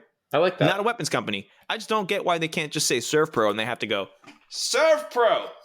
So your commitment to the bit is outstanding. It's not a bit. It's the way it's supposed to be done. Air Force and Louisville. I'm going to go with Louisville. Because I don't know why. I just want to go with Louisville. Okay. I'm going to go with Air Force because I don't know why either. Okay. Sounds good. Awesome. Next up, we have the AutoZone Liberty Bowl. It is a 6:45 Eastern kickoff on ESPN. Tyler, petition to rename this the Mike Leach Bowl. I like that. Okay. Thank you very much. I'm so glad you agreed. Because it is Mississippi State taking on Texas Tech. We all know what AutoZone is, but we're not referring to it as that, so we're not doing that for the bit. The Mike Leach Bowl, Mississippi State, Texas Tech. You have the first pick. Who do you want? I'm going to go with Mississippi State. Just because despite the fact that Texas Tech was, fine this year, and I think I like the direction they're heading from like recruiting standpoint and like the new coach they hired. They, had to replace a coach in the middle of the season. I'm going to go with Mississippi State. I think because they had to replace their coach in the middle of the season and the fact that they rallied and made a bowl game is a good sign of the program. And also, I'm going to pick against Mike Leach, who has come out and just said some outlandish things about players that I totally forgot about transferring and such. So I will be taking Texas Tech on that one. Next up, we have the San Diego County Credit Union Holiday Bowl. Good Lord, what a long name. It is an 8 o'clock Eastern kickoff on Fox, and it is a fun football game. It is UCLA taking on NC State. I like it. San Diego County Credit Union is a credit union. We don't have to divulge into that one. Pretty easy. This game takes place in San Diego, so makes sense. Tyler, I get to pick first. I'm going to go with NC State. As much as I like UCLA, they are in the market for a transfer quarterback. DTR doesn't seem like he had a good season this year, and they beat USC, and they played really well. But I like NC State a bit more, and I think in a bowl game, this can be the like, hey, look, NC State had a 10-win season kind of thing, even though one of them was in a bowl game, and they choked away their chance at the ACC title. But I still like NC State a bit more than I like UCLA, so I'll take them. Hometown team now, going with UCLA. Wow. It's like that? Well, I mean, it's like that until Lincoln Riley coaches a game. As opposed to North Carolina. No, your hometown is Jacksonville, Florida. You traitor. That's fair. Good Lord. My have you used that Publix gift card I sent you last year? What? Have you used that Publix gift card I sent you last year yet? That's what I thought. That's what you get, man. That's what you get. Actually, thank you for that. Thanks for reminding me about that because it's sitting on my nightstand and I should take it home with me. You should definitely take it home with you so you can get a pub sub. I'm flying back to Jacksonville on a red eye on Friday, and I'm lovely. Yeah. Okay. Next up, the Guaranteed Rate Bowl. It is a 10:15 Eastern kickoff on ESPN. It is West Virginia against Minnesota. Guaranteed Rate mortgage company, right? Gotta be, right? Guaranteed Rates. Oh yeah, this is they sponsor the White Sox Stadium in Chicago. That's what it is. I was like, I've seen this before. Yeah, mortgage company. The company had $73 billion in funded volume in 2020. Good Lord. God, that is just rich money. West Virginia, Minnesota. I'm excited for this game. This is a fun nightcap. It's a 10:15 kickoff on a Tuesday. I'm taking off that week between Christmas and New Year's, so Diego's going to be here, so I'm going to be up. We're going to be watching that game. That'll be a lot of fun. You pick first, Tyler. Who do you want? Wait, do I? Yes, I do pick first. I picked NC State. Country roads take me home. I gotta go with you. West Virginia, Mountain Mama. I'll take that as well. As much as I love rowing the boat, I do like West Virginia. I like Neil Brown too. I do. I think he's a good coach for that type of program at West Virginia. Difficult to recruit in, weird area, and he still manages to do well, have an offensive identity. So I like that team. Wednesday, December 29th, the Wasabi Fenway Bowl. I can't. I'm sorry. This. Can an entire food sponsor a bowl game? Is that possible? Like, is that a thing that the can happen? Wasabis have banded together? Like, could you imagine like the chicken tender bowl, the hot dog bowl, the protein powder bowl? Like, what is going on? The Wasabi Fenway Bowl taking place at Fenway Park. Also, there's a Fenway. It's the Fenway Bowl is the thing that's killing me. So the bowl. Well, why? It's at Fenway Park. No, why is Wasabi of all the bowls sponsoring the one in Boston? First of all, the Fenway Sports Group, you dropped the ball. You should have gotten Sam Adams to sponsor this bowl game. Oh, that's amazing. Should have gotten Sam Adams to sponsor it. Like, come on, dude. And then you have all these commercials, and you have Cousin Vinny from Boston. Some of the best commercials on TV right now. I love it.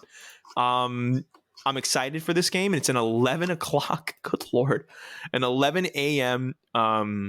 Kickoff Eastern time on ESPN. SMU is taking on Virginia. If I was still living in New England, I would go to this game. Guaranteed. I would have gone. It would have been fun. I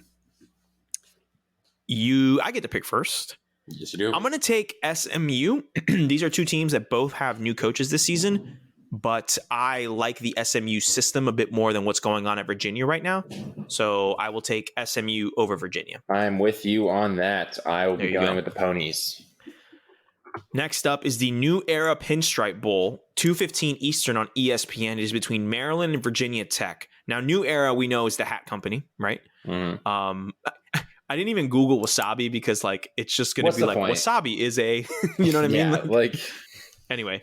Also, silver lining, little underneath storytelling. The Fenway Bowl is obviously at Fenway Park, home of the Boston Red Sox. The Pinstripe Bowl is at Yankee Stadium, home of the New York Yankees. Even in a college, like a college football bowl game atmosphere, they had to be on the same day and back to back because the Red Sox and the Yankees just can't like each other ever. They have to like compete back to back. I think that's the funniest thing on earth. Also, I am a massive stan for football games taking place in a baseball stadium because to me, those dynamics on the field are hilarious. A few years ago, they had the Miami Beach Bowl that took place at Marlins Park, and watching that on TV was just hysterical. And I would love to go to one day, and I wish I could. I'm going to make my way up to Boston one year and go to this Fenway Bowl, my favorite ballpark on earth. Nice. Yeah, I just think that's hilarious. Maryland, Virginia Tech. Tyler, you pick first. Who do you got? I'm going to go with Maryland. I'm going to go Virginia Tech.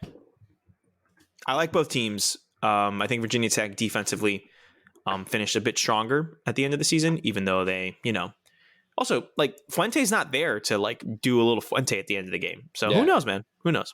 Although I do like what Mike Loxley and Talia. Part of the reason I'm picking it is that like there's one team here that's not going through a coaching transition.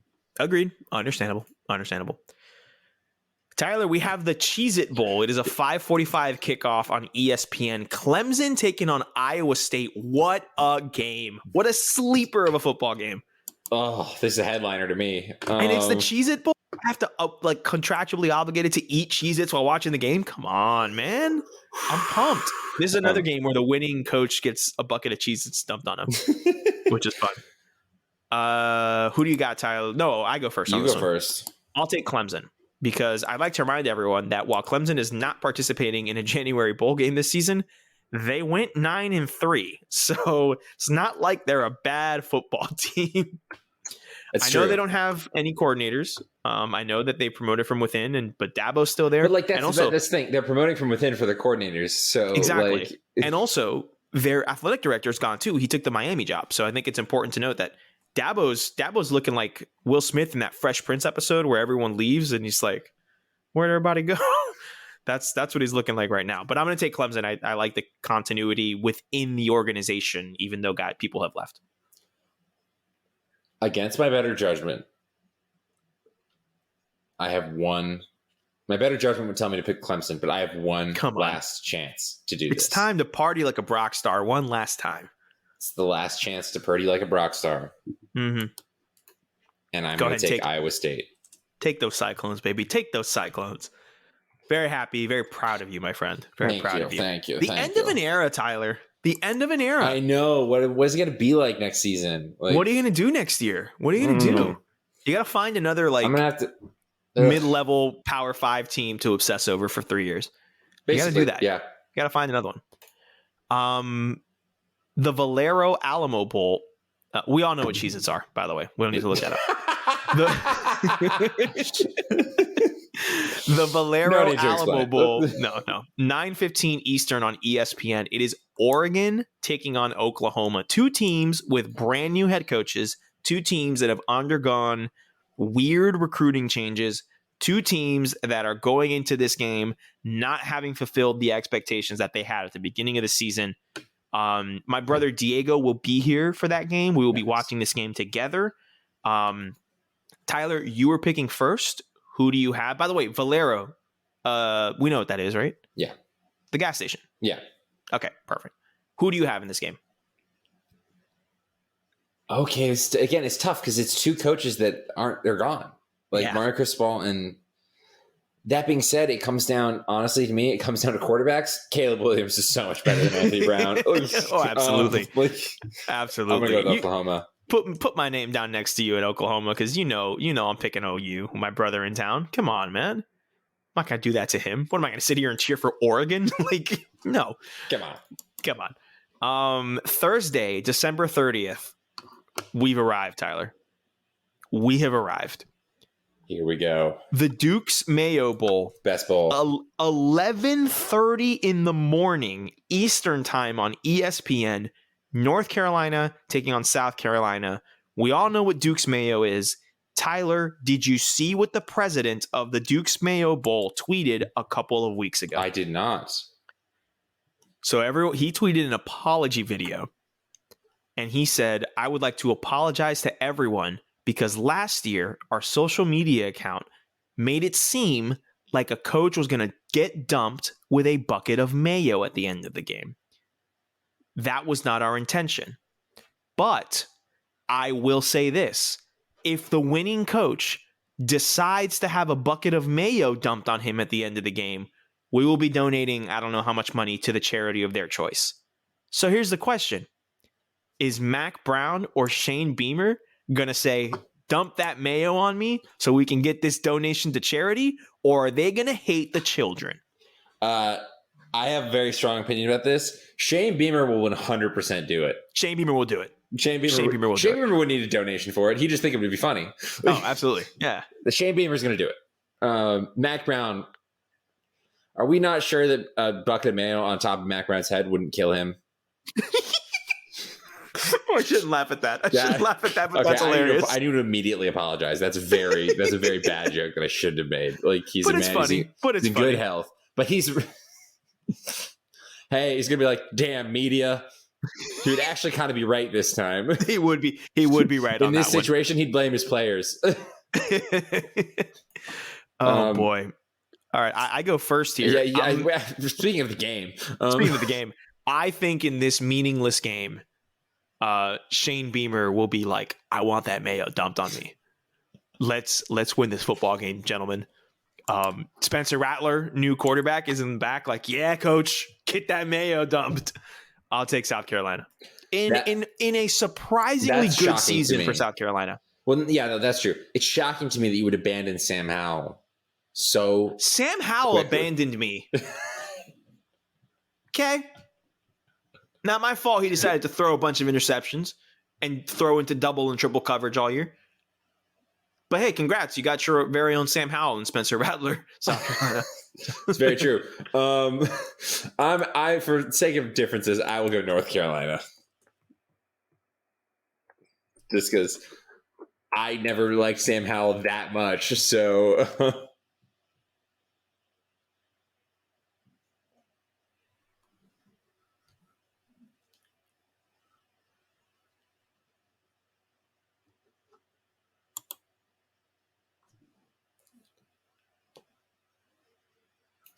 Oh, I'm so sorry, dude. I just did all of that with my microphone muted because I drank some water. I'm not even editing that out. I'm so sorry, guys. The TransPerfect Music City Bowl, 3 Eastern on ESPN, Tennessee and Purdue. Tyler, what is TransPerfect? I have no clue. All right. Is it a transportation service? It's an app that tells you best way to get places. If that's what it is, perfect. I am going to be very happy. No, honestly, you were close, though, in terms of your thinking. TransPerfect is a translation, e-discovery, and language service company based in New York City. That's interesting. Okay. The company services clients in many fields, such as film? I didn't know if it said firm or film, gaming, legal, and healthcare. So they do translations. That's cool. And they do them perfectly, apparently. Tennessee and Purdue. Tyler, you go first. Who you got? Tennessee and Purdue. I hate to do this. Really? I'm going to pick Tennessee. I'm going to pick Purdue. All right. I thought we were going to pick the same team. No, I feel like it's one of those situations where they're just... Oh, wait a minute. Yeah, no, I feel you. Tennessee bowl game, end of the season, doing well. Optimism into next year. They're gonna have a couple vertical balls that are gonna connect, and they're gonna be like, "We are winning the East next year." Hooker's coming back next year. You know what? Move mine over. I'll also take Tennessee. I didn't think of that. You're so right. We've done this dance before. We have done this dance before. All right, big bowl game here, Tyler. The Chick-fil-A Peach Bowl. 7 Eastern on ESPN. We all know what Chick-fil-A is. Michigan State taking on Pittsburgh. This is tough. This is very difficult for me because you know my affinity for Pitt. You know how much I love Kenny Pickett, the second greatest quarterback in Pittsburgh history. I won't be hearing it otherwise. First greatest. I won't be. Dan Marino could never change the game like he did. Dan Marino didn't play for 17 seasons, all right? I, too, would have the all-time Pittsburgh quarterback records if I played for 2 decades. Okay? Bold statement. Cool. Bold statement, but probably true. I'm also the co-conductor of the Mel Tucker hype train, along with you, my friend, one Tyler K. Williams. So I am going to be difficult here. I'm going to pick Pittsburgh because I do remember, as much as I love me some Mel Tucker, I do remember watching how Michigan and Ohio State threw all over that Michigan State defense. Kenny Pickett's going to do that and going to do that a lot. So I will be taking. I hear you're Kenny Pickett, a Heisman finalist, and I raise you Kenneth Walker, who was robbed of his Heisman this year. And should have been the Heisman winner. I'm going to go with Michigan State. Can I pause you? Do you remember? Did you see what Bryce Young said in his acceptance speech? Yes. Where he was like, I've been doubted my whole life. I was like, oh, really?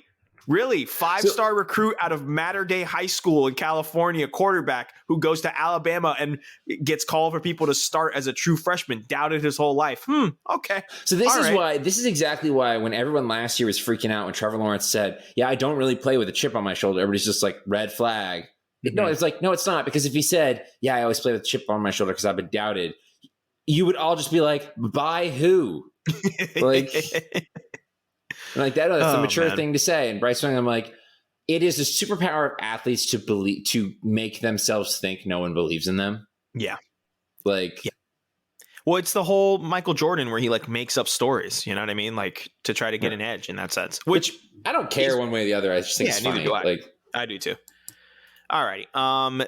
Okay. This game is funny on so many levels.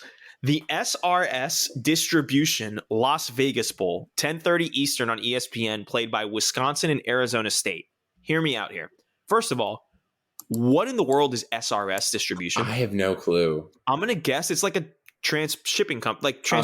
I'm looking it up right now. My God. I'm close. You're close. I see it here. The largest SRS, network of independent distributor brands in the U.S.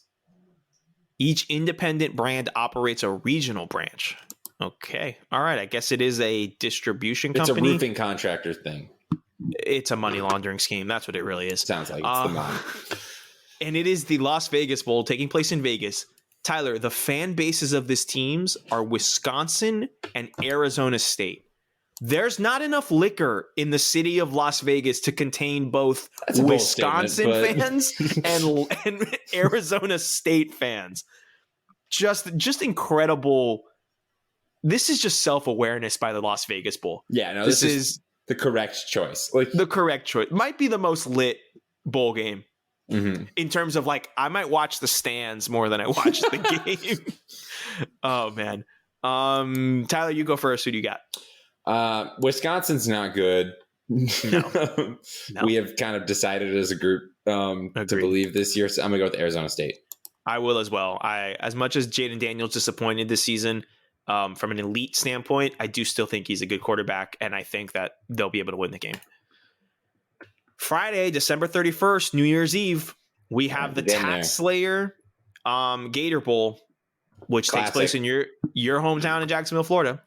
11 a.m. Eastern on ESPN. It is Wake Forest against Texas A&M. This is a fun game. Tax Slayer, we know what it is. It's another like tax company. This is another fun game. I go first, don't I? You do go first. Okay. This is a rematch of the last Belk Bowl. R.I.P. Moment of silence for the Belk Bowl. Thank you very much. Oof. I know who I'm picking, so give me Wake. Smart choice. I will also be going with Wake Forest. Give me Wake. I know A&M is very talented, but this does not look. No, I don't know if I can trust A&M this season with what's going on with them. I mean, they did beat Bama, but also they did a bunch of other stupid stuff. Yeah, well, I got an A on a science test. Doesn't make me a science test.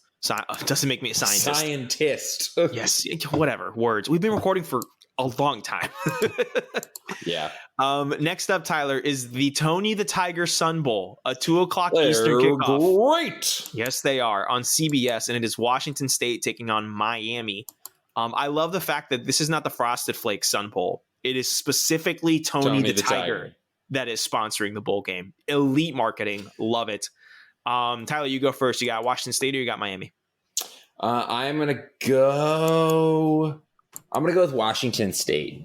I'm gonna differ you, and I'm gonna go with Miami. Both teams. This is a real theme this year. Both these bowl teams are replacing their coaches. But yeah. I'm gonna go Miami because I actually like Tyler Van Dyke as a quarterback. I do too. I think he can do well under Mario, and I think that team was playing really well in the back half of the season. And they kind of reputation-wise were overshadowed by the whole Manny Diaz, Mario Cristobal situation. So I think this team is full of good players, and I think they'll do well now. And I think they're going to use this to jumpstart the Cristobal era. So, all right, Tyler, playoff game number 1, the college football playoff semifinal, the Goodyear Cotton Bowl Classic, 3:30 Eastern on ESPN. It is the number 4 ranked Cincinnati Bearcats taking on the number 1 ranked Alabama Crimson Tide. You go first. Who do you want? Just kidding. You don't go first. You just picked first. I go first. Here's who I want. Well, I want Cincinnati to win the game. Yeah. But I'm also a realist, and I will be going with Alabama. I want to see Sauce Gardner on Jamison Williams all day. I want a separate cam for that. Every day matchup. Give me just a camera of the two of them. I think Desmond Ridder is a good enough quarterback to move the ball on this Alabama team. I really do. And me too. I think Bryce Young, while he's really talented, he kind of got the Heisman because there wasn't like a clear front runner this year, I believe. I agree. Because he'll make some absolutely dynamite elite throws, and he'll just still make some decisions that redshirt freshmen make. So I think this game is going to be closer than a lot of people think, but I'm not going to be a fool. I think Alabama wins this game. Yeah, no, same. I agree. I hope it's close through up to halftime and then maybe a little bit into the third, but I do think Alabama's talent will supersede. But hey, that doesn't mean Cincinnati doesn't deserve to be in the playoff. It means they're the 4th best team, and these are how things go. So, college football playoff semifinal number 2. It is the Capital One Orange Bowl, 7:30 Eastern on ESPN. It is the number 3 ranked Georgia Bulldogs against the number 2 ranked Michigan Wolverines. Tyler, you pick first. Who do you have? Look, my head is telling me one thing, and this is what's going to happen: is that Georgia is going to win this game because I said last week that you have to have a minimum amount of wide receiver talent, of passing attack talent to beat Georgia. Also, the one big coordinator that they're losing, which I would argue probably wasn't even really that big because it's Kirby Smart team, he's actually staying. He's going to coach this game. Yeah, he's still here. So there's no reason to believe Michigan, a team that plays the exact same style, can beat Georgia at the thing that they're good at. With 2 quarterbacks, I think Cade McNamara is better than Stetson Bennett, but I mean, it's splitting hairs kind of. But I'm going to pick Michigan just for the hell of it. It's not going to happen. I'm not going to let myself believe that it's going to happen, that Georgia will lose this game, but I'm going to pick it just for fun. I think you said it best last week. Yeah, I think last week. Is Michigan going to out Georgia? I don't think so. No one really has. But for the content, I don't think there would be anything funnier than Georgia losing to Michigan. I'm going to also take Michigan. Of all the teams. And I hope we're right. Like, of all the all right, who's the team that we can use to prevent Georgia from winning a natty? Yeah, let's throw Michigan in there. I'll take Michigan. I will too. It's because I really wanted a Cincinnati Georgia rematch of some kind. That's like the least likely option to me. Correct. Oh well. Saturday, January 1st, New Year's Day, when you're nursing your hangover. The Outback Bowl. It's a noon kickoff on ESPN2. This bowl has the most stakes out of all bowls. Absolutely. Tyler, it is Penn State representing Team Coconut Shrimp, and it is Arkansas representing Team Bloomin' Onion. And if I do say so myself, Tyler, if there's any SEC coach I want out there where a Bloomin' Onion is on the line, it is Sam Pittman. Sam Pittman. Give me those Razorbacks. Yeah, me too. Give me them Razorbacks. There's only one correct answer here. If you go to Outback and your appetizer of choice is a coconut shrimp, I do not trust you. It's a Bloomin' Onion. What are you talking about? That's their signature thing. That's what they do. It's the best. Get it with some black bread, with the butter. Get a side of ranch and dip it in ranch and the sauce. Come on. You're not doing it right, man. I need to be there on Sunday, January 2nd, getting my free Outback. Additionally, I think Arkansas will actually win this game. I also think Arkansas will actually win this football game. I agree with you. But that's not the decision. That's not the reason I made that decision. But I don't care. I don't care if Penn State was 14-0 and just somehow decided to just go to the Outback Bowl and play. Nope, not happening. I'm taking Arkansas. I'm taking the Bloomin' Onion. The Verbo Citrus Bowl is a 1:00 kickoff on ABC. Do you know what Verbo is? I don't actually. I know what Verbo is. What do you think? What do you think it is? It's a money thing. It is not a money thing. Never mind. It's like an Airbnb thing. Oh, and I remember somebody telling me about this before. So I said VRBO for the longest, and I then saw a Verbo commercial where they said Verbo. I was like, oh, you're saying Verbo. Got it. The Citrus Bowl.